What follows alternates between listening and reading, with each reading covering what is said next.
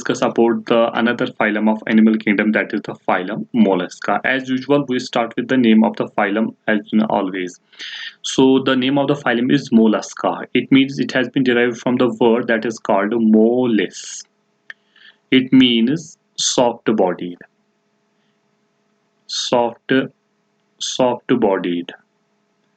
That means the body of these animals is soft. It's not hard. That is why we call this phylum as phylum Mollusca. Second, as far as their habitat is concerned, they are both terrestrial as well as aquatic.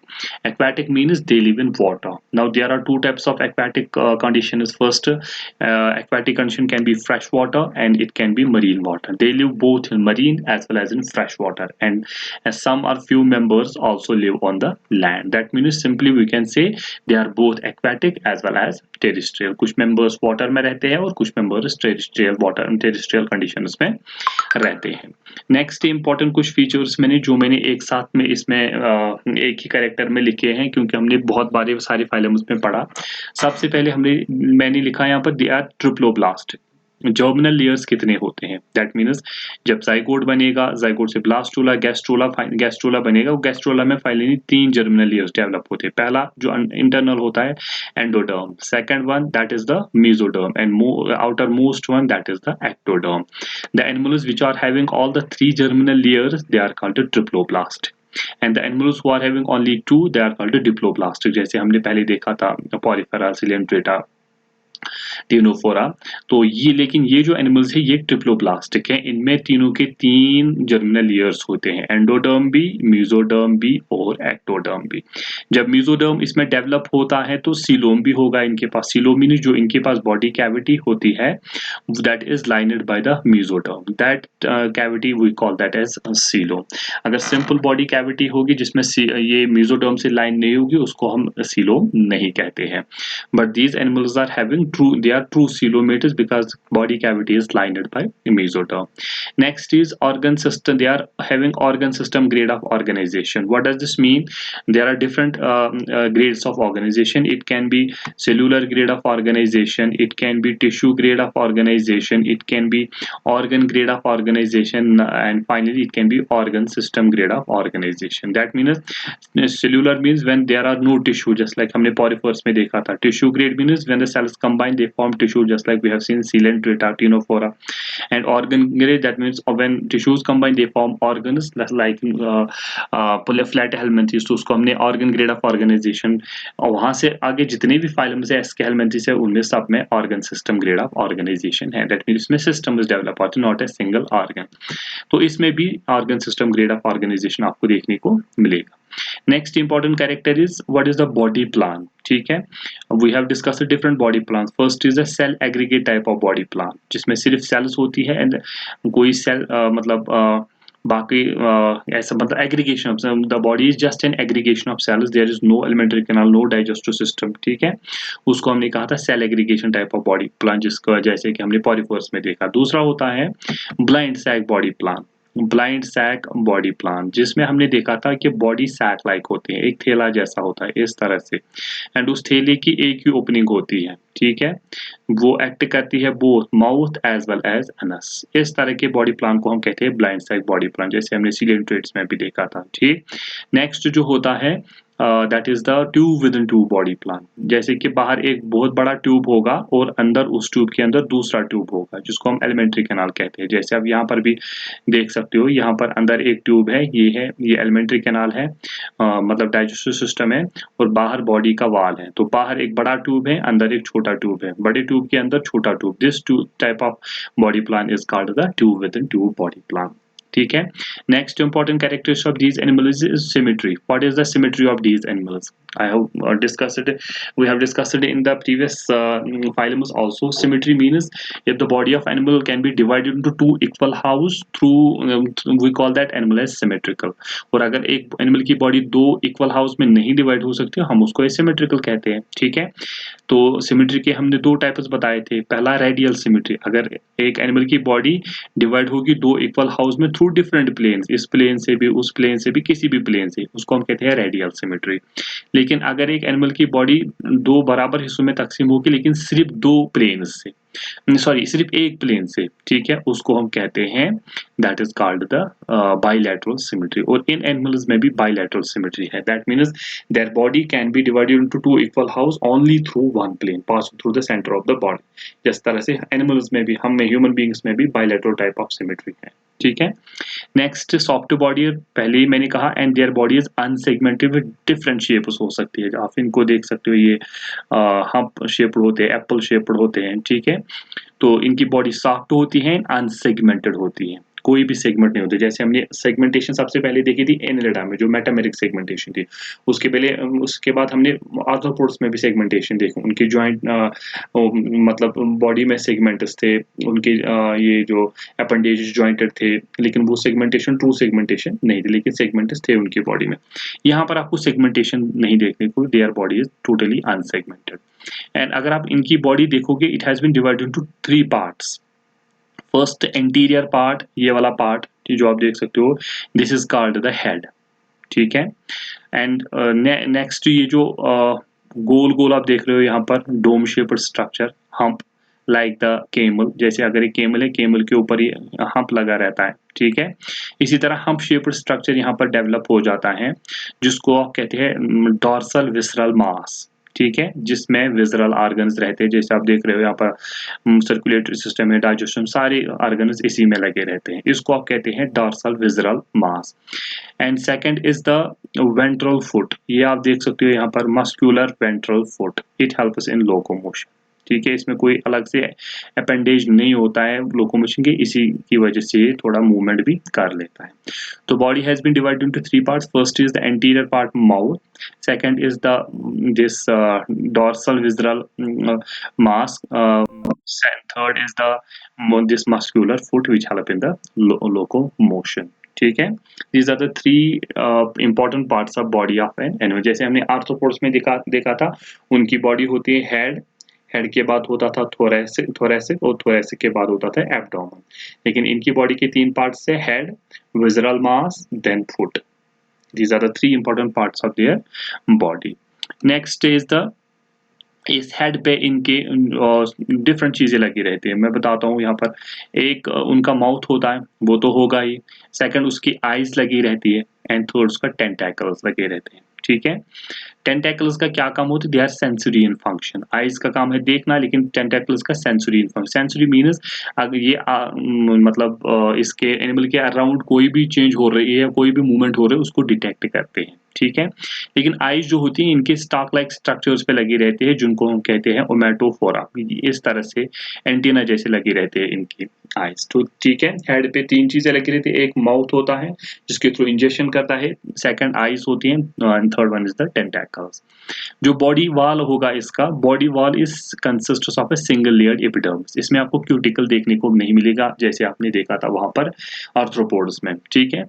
And इसके ऊपर क्या है, इस body wall के ऊपर there is a thin fleshy fold or outgrowth on the dorsal body wall, more or less that covers the entire body. For example ये body है, इसके ऊपर ये ब्लैक ब्लैक जो देख रहे हो आप, एक फ्लैशी फोल्ड ऑफ ये डेवलप हो जाता है, ये यहाँ पर जो ब्लैक ब्लैक है, इसको आप कहते हैं mental. It covers almost the entire body, ये लगभग सारी बॉडी को कवर कर लेता है, ठीक। this black is called the mantle, that means outside this body wall there is another layer that is called the mantle, very important layer, या पैलम भी आप उसको बता सकते हैं। नेक्स्ट वन इस मेंटल और फॉर एग्जांपल ये अगर मेंटल है और ये बॉडी वॉल है, इन दोनों के दरमियान एक स्पेस क्रिएट हो जाती है, जिसको आप कहते हैं, यहाँ पर बता सकते हो, जिसको आप कहते हैं मेंटल कैविटी। ये मेंटल कैविटी, और इस मेंटल कैविटी में क्या लगा रहता है, इस मेंटल कैविटी में इसके गिल्स लगे रहते हैं, जिनको आप कहते हैं स्टिनिरिया भी कहते हैं, जो आप इसको रेस्पिरेशन में हेल्प करते हैं, ठीक है। So in the mantle cavity, what is mantle cavity, the space between the body wall and the mantle, this is called mantle cavity. And in this mantle cavity are located the gills, आप देख सकते हो ये गिल लगा हुआ है यहाँ पर, and it helps in the process of respiration. Next important thing क्या है, ये जो मेंटल होता है इस बॉडी के ऊपर, बॉडी वॉल के ऊपर, it secretes a hard calcium carbonate का एक सब्सटेंस रिलीज करता है ये, जिसको आप कहते हैं, जो शेल बनाता है इसके ऊपर, ठीक है। इनकी बॉडी के ऊपर आप ये शेल देखते हो फिर, एक मिनट, ये तो यही ये जो मेंटल है, it secretes a calcareous substance that forms the shell around this, that is why these animals are also called sheller, इनके ऊपर शेल लगी रहती है। This gives protection to the animal also, ठीक है। तो बॉडी वॉल के ऊपर एक जो फ्लैशी फोल्ड ऑफ ये डेवलप हो जाता है आउटपुट, जिसको आप मेंटल कहते हैं। मेंटल और बॉडी वॉल के दरमियान एक स्पेस क्रिएट हो जाए जिसको आप मेंटल कैविटी कहते हैं। And in that mantle cavity are located the gills are ctenii, जिनको आप स्टिनिडिया कहते हैं, that help in the respiration, ठीक। और मेंटल भी एक hard structure calcareous substance secrete करता है जो बनाता है इसका shell, which gives protection to the animal. Next one is digestive system. Obviously digestive system is complete in these animals. Complete means इसका अलग से माउथ होगा और फिर एनस होगा, ठीक है। यहाँ पर तो इसको हम कंप्लीट डाइजेस्टिव सिस्टम कहते हैं। लेकिन इसका एक स्पेशल फीचर बाकी ऑर्गन्स भी होंगे, जैसे कि स्टोमक होगा, इसमें इंटेस्टाइन्स वो होंगे, लेकिन इसकी बकल कैविटी में एक स्पेशल ऑर्गन होता है, रेसिपिंग ऑर्गन इसमें बॉडी में, इस बकल कैविटी में, जिसको आप कहते हैं radula. This is the peculiar feature of mollusc. It is present in the mouth or buccal cavity and with a transverse row of teeth. वहां पर आप यहाँ पर अगर मैं दिखा सकता हूँ, यहाँ ये लगा हुआ है रेड्यूला और इस पर ये टीथ लगे हुए हैं। तो this help in the feed, ये फीडिंग में मदद करते हैं। This is the important in the peculiar feature of molluscans कि इनकी बकल कैविटी में and file like rasping organ होता है, that is called radula with teeth which help in the feeding, जो किस में करता है मदद, फीडिंग में मदद करता है। और इनका अनस जो होता है वो किस में ओपन हो जाता है, मेंटल कैविटी, ये आपको याद रखना है। जो मेंटल कैविटी मैंने बताई थी इस तरह से यहाँ पर अनस होता है, वो इसी मेंटल कैविटी में ओपन हो जाता है। Next is the circulatory system. जैसे हमने आर्थ्रोपोड्स में देखा था, उनमें open type of circulatory system था। इनमें भी मोस्टली इनमें open type of circulatory system होते हैं। कुछ वेसल्स डेवलप हो जाते हैं इनमें। अगर आप देख सकते हो यहाँ पर ये इसका सर्कुलेटरी सिस्टम है, इसमें हार्ट डेवलप हो जाता है, ठीक है। इतना भी डेवलप्ड नहीं होता, लेकिन वैसे ही ऑरिकल होता है, उसमें एक वेंट्रिकल होता है, ठीक है। और कुछ वेसल्स डेवलप हो जाते हैं, लेकिन फाइनली वो सब इसी हीमोसील में ओपन हो जाते हैं, ठीक है। That is why we call this system as open type of circulatory system, क्योंकि इसमें कंप्लीटली ब्लड वेसल्स के अंदर नहीं घूमता है। बट एक एक्सेप्शन है, इसमें एक क्लास है जिसको हम कहते हैं सेफेलोपोड्स, ठीक है, जिसमें सीपिया, ऑक्टोपस, डेविलफिश आप जिसको कहते हैं, जो आते हैं, उनमें completely closed type of blood vascular system होता है। That means the blood will flow in the closed blood vessel having well defined boundaries. उनमें जो ब्लड वो घूमता है किसमें क्लोज्ड ब्लड वेसल्स में, लेकिन ओनली इन सेफेलोपोड्स। लेकिन जो रेस्ट ऑफ द मेंबर्स होते हैं उनमें open type of circulatory system होता है, ठीक है। That means blood does not move in the vessels but present in the spaces, cyanosis जिसको हमने कहा था। जैसे कि हमने देखा था, या हमारी बॉडी में देखो, हमारी बॉडी में एक पिगमेंट होता है जिसको आप हीमोग्लोबिन कहते हैं, आयरन कंटेनिंग, लेकिन इनमें हीमोग्लोबिन नहीं होता है, इनमें कॉपर कंटेनिंग एक पिगमेंट और जो ब्लू कलर का होता है जिसको आप हीमोसाइनिन कहते हैं, ये इनमें रेस्पिरेटरी पिगमेंट होता है। जैसे हमारी बॉडी में हीमोग्लोबिन होता है, आर्थ्रोपोड्स में कलरलेस था, कोई भी पिगमेंट नहीं था, उनमें भी क्रस्टेशियंस में होता था यही हीमोसाइनिन। लेकिन यहाँ पर कंप्लीटली इनके ब्लड में आप देखोगे this copper containing blue respiratory pigment, that is the haemocyanin. Next important feature is what is how they excrete.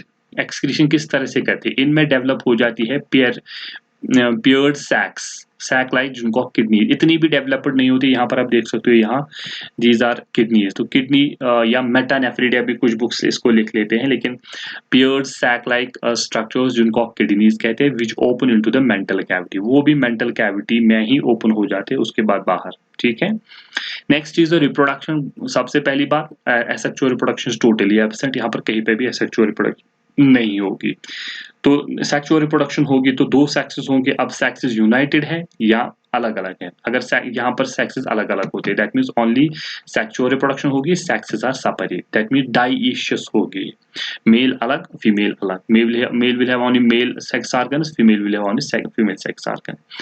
तो जब वो प्रोड्यूस करते हैं एग्स और स्पर्म्स, फर्टिलाइजेशन कहाँ पर होती है, इंटरनल भी हो सकती है, एक्सटर्नल भी हो सकती है, ठीक है, और ये ओविपेरस होते हैं, दैट मीन्स ये एग्स मतलब जो एग्स ले करते हैं, जैसे कि ह्यूमन बींग्स हम विविपेरस है, हम we give birth to a child but they lay eggs, then eggs develop into the new individuals. अब डायरेक्ट डेवलपमेंट कैसे होती है? डेवलपमेंट डायरेक्ट होती है, इनडायरेक्ट, इनमें डायरेक्ट डेवलपमेंट इनडायरेक्ट होती है। Indirect means it involves the larval stage. अगर जाइगोट से डायरेक्टली नया इंडिविजुअल बनता है तो उसको हम कहते हैं डायरेक्ट। अगर जाइगोट से फिर पहले लार्वा बनेगा, ठीक है, लार्वा से फिर मेटामॉर्फोस हो जाएगा नए इंडिविजुअल में, उसको आप कहते हैं इनडायरेक्ट टाइप ऑफ डेवलपमेंट। इनमें यही इनडायरेक्ट टाइप ऑफ डेवलपमेंट होता है। और इनमें जो लार्वा इन्वॉल्व होते हैं, ग्लूकोडियम उसको बोलते हैं, या विलीजर लार्वास, जो इनकी लाइफ साइकिल में इन्वॉल्व हो जाते हैं। ठीक है, so these are some important features of phylum Mollusca. Another classification, there is no mention of classification in your textbook, but still I will tell you how many classes are there in Phylum Mollusca. This phylum has been divided into six classes. सबसे पहला जो class है इनका monoplacophora, ठीक है, जिसमें एक member आता है जिसको आप न्यूओपिलिना कहते हैं या लिविंग फॉसिल कहते हैं, that mean it has been preserve during the course of evolution, इसमें ज्यादा चेंज नहीं आई। ठीक है, नेक्स्ट है एम्फिन्यूरा। एम्फिन्यूरा जिसका एक मेंबर है काइटान, ठीक है, जिसको आप सी माउस भी कहते हो। यहाँ पर आप देख सकते हो दिस इज काइटान, मैंने फिगर्स भी बना लिए हैं यहाँ पर, ये नियोप्लिना है। ठीक, नेक्स्ट इज द स्केपोडा, जिसमें आप डेंटिलियम आता है, टस्क शेल जो एलिफेंट की टस्क की तरह होता है, ये है बिल्कुल, this is Dentalium. Next is Gastropoda.